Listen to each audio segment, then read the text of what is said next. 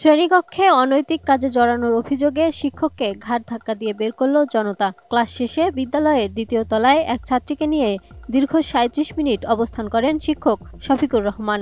এ ঘটনাকে কেন্দ্র করে স্থানীয়দের মধ্যে উত্তেজনার সৃষ্টি হয় এবং ক্ষুব্ধ জনতা শিক্ষককে বিদ্যালয় থেকে ঘাড় ধাক্কা দিয়ে বের করে দেয়।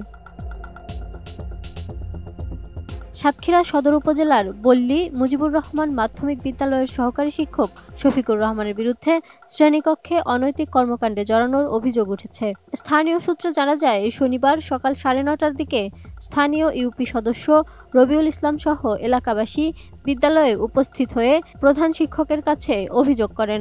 অভিযোগের সঠিক প্রতিকার না মেলায় জনতা ক্ষিপ্ত হয়ে সহকারী শিক্ষককে বিদ্যালয় থেকে বের করে দেয়। ইউপি সদস্য রবিউল ইসলাম অভিযোগ করে বলেন, শিক্ষক শফিকুর রহমান শনিবার অনৈতিক কাজে লিপ্ত হওয়ার জন্য চেষ্টা করেছিল।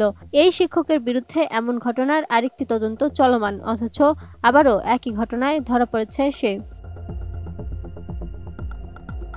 এর আগেও শিক্ষক শফিকুর রহমানের বিরুদ্ধে যৌন হয়রানি, প্রশ্ন ফাঁস ও আর্থিক অনিয়মের অভিযোগ ওঠে।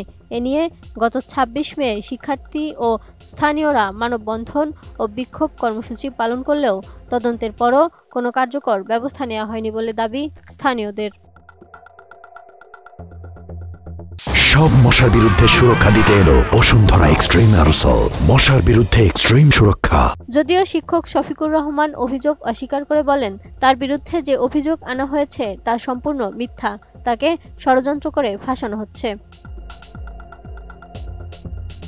এ বিষয়ে বিদ্যালয়ের ভারপ্রাপ্ত প্রধান শিক্ষক আজহারুজ্জামান মুকুল বলেন, তিনি বিদ্যালয়ে এসে ঘটনাটি শুনেছেন, তবে লিখিত বা মৌখিকভাবে কোনো অভিযোগ পাননি।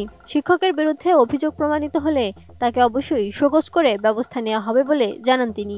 তবে শিক্ষককে এভাবে বিদ্যালয় থেকে বের করে দেয়া একেবারেই অপ্রত্যাশিত এবং প্রতিষ্ঠানের ভাবমূর্তির জন্য ক্ষতিকর বলে জানান তিনি। এ ঘটনায় এলাকায় চাঞ্চল্যের সৃষ্টি হয়েছে।